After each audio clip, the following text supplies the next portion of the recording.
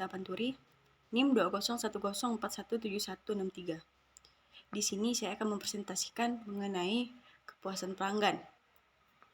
Kepuasan pelanggan merupakan suatu perasaan atau penilaian emosional dari pelanggan atas penggunaan suatu produk, barang, atau jasa di mana harapan dan kebutuhan mereka terpenuhi. Pelanggan atau customer adalah semua orang yang menuntut kita, perusahaan kita, untuk memenuhi standar mutu tertentu. Pandangan akan pelanggan bagi pemasar. Yang pertama, pelanggan adalah orang yang tidak bergantung pada kita, tetapi kita yang bergantung pada mereka. Yang kedua, pelanggan adalah orang yang membawa kita kepada keinginannya. Yang ketiga, tidak ada seorang pun pernah menang beradu argumentasi dengan pedagang. Yang keempat, pelanggan adalah orang yang teramat penting yang harus dipuaskan.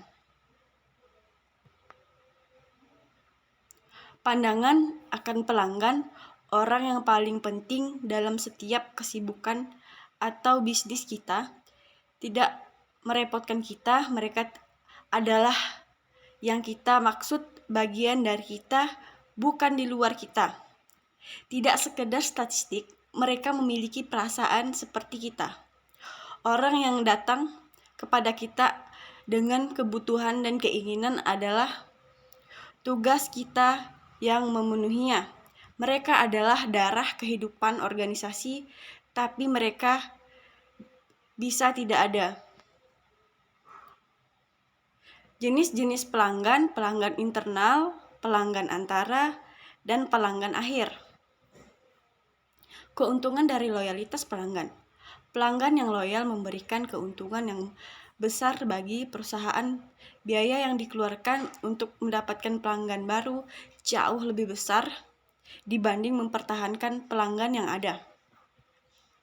Pelanggan yang sudah percaya pada perusahaan dalam suatu usaha bisnis akan percaya juga dalam urusan lainnya.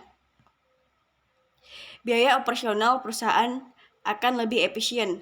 Pelanggan loyal sudah memiliki banyak pengalaman positif dengan perusahaan. Beberapa faktor-faktor yang berorientasi waktu yang perlu diperhatikan. Yang pertama, availability atau tersedianya. Yang kedua, reliability atau daya tahan atau kehandalan. Yang ketiga, maintainability, kemampuan pemeliharaan.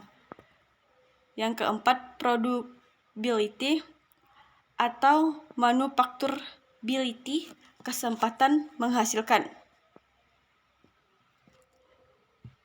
8 dimensi mutu. Yang pertama, penampilan performan suatu karakter utama hasil produk. Yang kedua, gambaran atau keistimewaan features. Yang ketiga, ketahanan atau reliability. Yang keempat, kesesuaian atau conformance. Yang kelima, lama bertahan, durability. Yang keenam, kemampuan pelayanan atau service ability. Yang ketujuh, estetik. 9 mutu yang dirasakan, perceived quality. Baiklah, sekian presentasi dari saya. Atas perhatiannya saya ucapkan banyak terima kasih.